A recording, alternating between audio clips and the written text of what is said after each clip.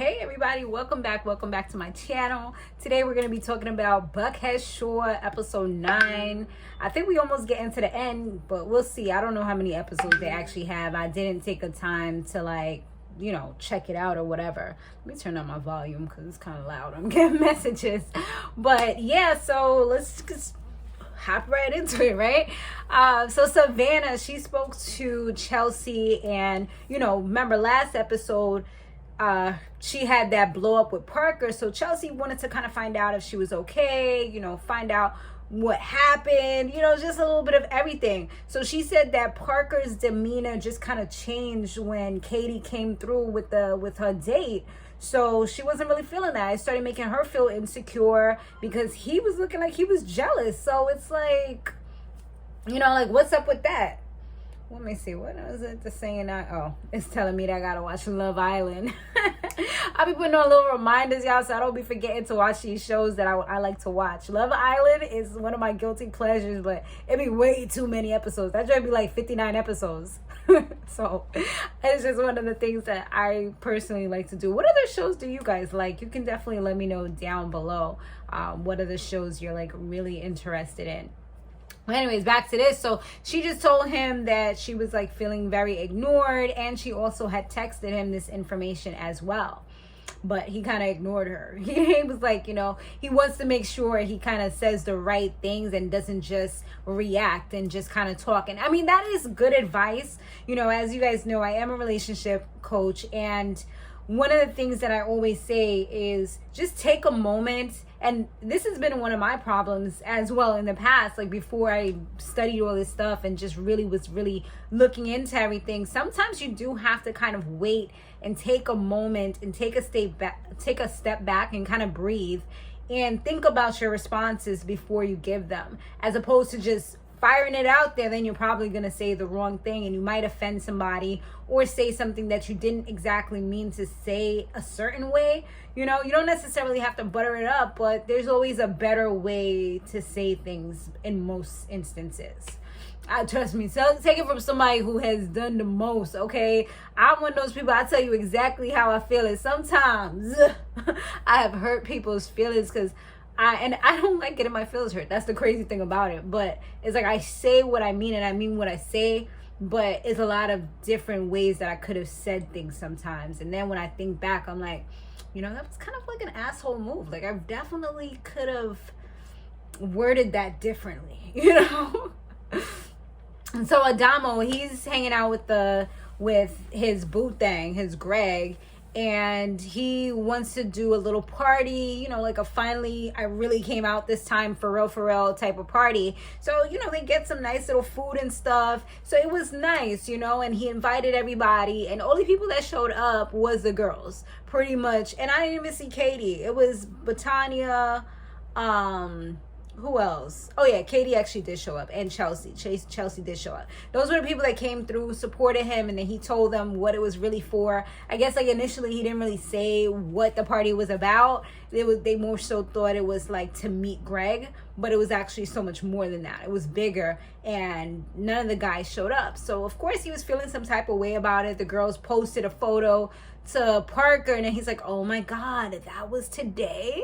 like dude, yes, why did you put it in your calendar? And then when he finally talks to Adomo, he apologizes that he didn't come, and then Adomo tells him, he was hurt because none of the guys showed up. He felt like nobody was there. I mean, I feel like he kind of diminished the fact that the 3 ladies and that other guy were there and came to support him. Like, don't throw away everything or kind of take away from the fact that there are people here supporting you because you're depressed or sad that other people didn't. You know what I mean? Because they took their time, they canceled everything and made sure they was there for you.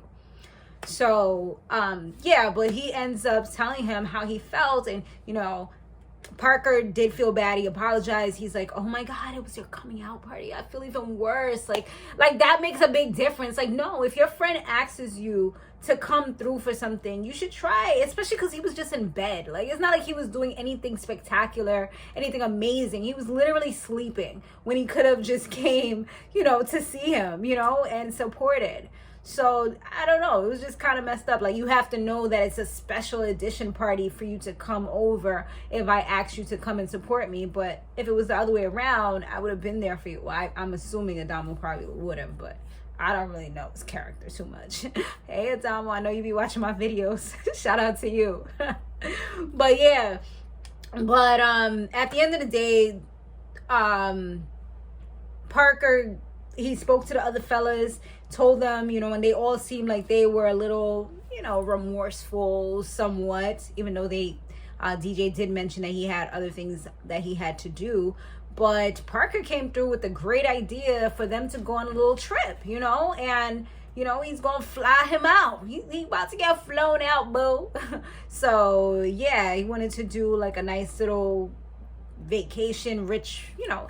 I'm like, yo, I need some new friends because my friends don't do this to make nothing up to me. They don't fly me out nowhere. They don't get no freaking personal jets and say we out. Like, it never happens ever, you know. This is what happens when you have luxury friends. But nah, I love my friends. I'm just playing right now. But, you know, I mean, that was really nice of him to come up with that plan and get everybody together so that they'll be able to do something. You know, he kind of told Bethania and he told Chelsea, and, you know, just don't tell him what it is. Let's just do this for him and make it up to him. So I guess that's a great way to make it up to somebody, right? Free trip. So what happened? Bethania, she got set up with a guy from her mom, and it was a bust. I mean, the guy was over here looking at somebody else's butt while she was sitting right there. So that was a X. And he just seemed like awkward. They didn't seem like they were meshing. It just, it wasn't a good look. I mean, I could see them possibly like vibing together, but I don't know. It just, she didn't seem happy or interested at all. And you should never force anything unless it's like an arranged marriage. Like, you shouldn't force anything, you know. So yeah, it seems like DJ, he kind of doubts himself a lot, because they showed where he was talking to his sister who's older than him, and she kind of like, she seems like a really good sister who really sees his potential, sees what he's about, and sees that he doubts himself as well. And she told him, like, you know, like, you are good enough, because he feels, or he acts as though he's not living up to his father's expectations or his father's legacy, and he worries a lot about that. But he definitely has a good like relationship from what it looks like with his sister, as far as that clip went. But later on, or another day or so, whatever, he did have like a little listening party where he had his dad's friends, you know, these are industry people, listen to a track that he had, and it actually, you know, he got some good feedback. You could definitely see that he was nervous. He didn't know what they were going to say, if they were going to hate it. But they actually were like, yo, this is a good start. You still have more to do to it, but it's good. You know, he got a little bit of critique, but it was nothing super negative. It was all like, you got something here. Just continue to build on it, you know? It wasn't anything where they were like slamming him or making him feel bad for what he had done so far. So what happened after that? So Parker and Savannah, they did speak. He apologized to her, and, you know, he told her, and I feel like this happens with them a lot, where he tends to like do something. I'm trying to make it a little bit bigger because this print that I wrote is kind of, my notes is kind of small. When y'all see me looking over here, that's my notes, okay? And like sometimes it be kind of small and I be struggling. That's why I be like, or I'll be trying to find out. I need one of those projector things. Maybe I'll put it on my iPad or something, but then I kind of freestyle too, so it wouldn't even make any sense. But anyways, back to what I was saying. So he apologizes to her, you know, for not, and she apologized to him first, is what it looked like, because she said that she didn't communicate her feelings effectively. She didn't communicate properly. Communication is definitely key in any relationship, but honestly, I don't feel like she should have apologized first, or even maybe at all, because she got frustrated. She showed her frustration, but there was a reason why.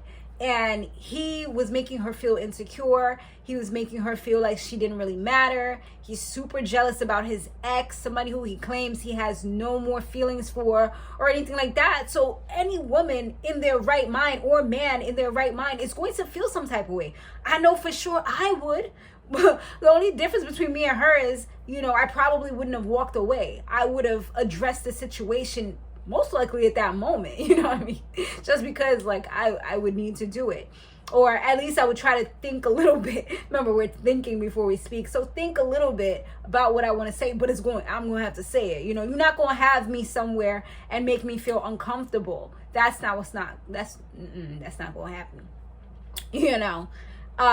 So yeah, but it looks like Parker and Katie, they actually have been through a lot in the time that they knew each other, because when he was talking to his mom, just kind of recapping everything, they had gotten into a really bad accident where they didn't even know if he was going to survive. And luckily Katie, she came out unbothered, unscratched, just unfazed. And he was so worried, he said, about her. But he said that it could be part of a trauma bond. That's why he's so connected to her, because of the trauma that they both experienced. Or it could just be pure love. But the thing with him that I'm seeing is that, yes, he may love her. He may care about her so much, but he's also hurt her as well. So I feel like he needs to go and fix himself before he would even try to pursue anything with anybody else, including Savannah, because all he's doing is hurting these women over and over. It's just like a cycle. Because when Katie and Savannah were having their conversation, they pretty much have similar stories where he was doing the exact or similar things to Katie that he was currently doing with Savannah. So it's like, dude, that's terrible, and that's a pattern, and that's something that is within him that he has to kind of see what's going on within himself before he can be good for anybody else, because he's just going to continue to crush these women. So with that being said, and crushing these women, the last scene that we pretty much saw was that the girls was helping Savannah to clean up her place, just make it real nice and shiny, because it looks like, she wants to take it to the next step. She's met his mom, so now he's going to come over to her house, and she doesn't really do that. She's kind of reserved or whatever, and she likes to wait before she puts her heart out there, because like she told us, her last relationship was really with the guy who passed away. So now she feels like she's okay to at least move a little bit forward. The girls, like I said, they help her clean up and stuff, and she's just making everything look really nice and cute for him. She did tell him, when she had told him, one thing that he said was, I don't care about how your apartment looks or anything like that. It's more so about you as a person. And that was great for him to say, because, it does seem like they're probably from different sides of the track, as they just say, right? And she seemed like she more so apartment style, gang, how we do, just regular folks. And he's more so the extravagant, private jets and nice cars and getting drivers and doing whatever he wants freely with money, as opposed to her. I'm pretty sure she had a completely different life from what it looks like, and I believe from things that she said as well, and how she has things going on with her family, having illnesses and all that type of stuff. So when he comes over, of course, she's all excited. Chelsea and Bethania were there, and he comes through with DJ. It's supposed to be some romantic thing.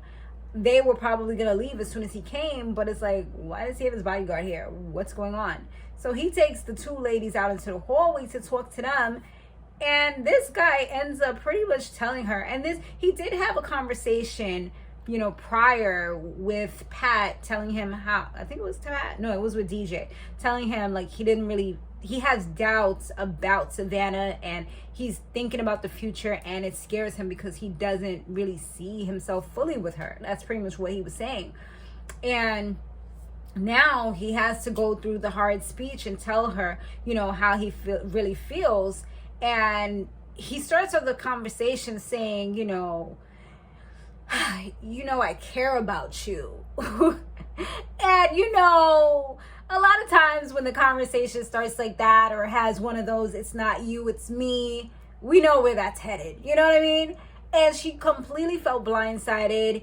He said, like, you know, I still have feelings for Katie and I'm in love with her. And she's just like, so all my insecurities were right. Like, you know, and that's the tough line about trusting people, putting your guard down. But I feel like with her, she had good reasons to be insecure. She had good reasons to feel some type of way about Katie, because she literally, the flags were all there. Like, he literally just had sex with the girl not that long ago. So why would you think that he was so serious? I mean, yeah, the whole mom thing, but even the mom was being weird, like laughing and stuff like that. So, I mean, these were all signs that what's going on in your head is valid. The way that you feel, baby girl, was valid, you know, and you deserve to be seen by somebody who actually is going to protect your heart, who's going to love you unconditionally the way that you're putting yourself out there, you know. And I did feel bad for her because she went through all this. She put down her walls,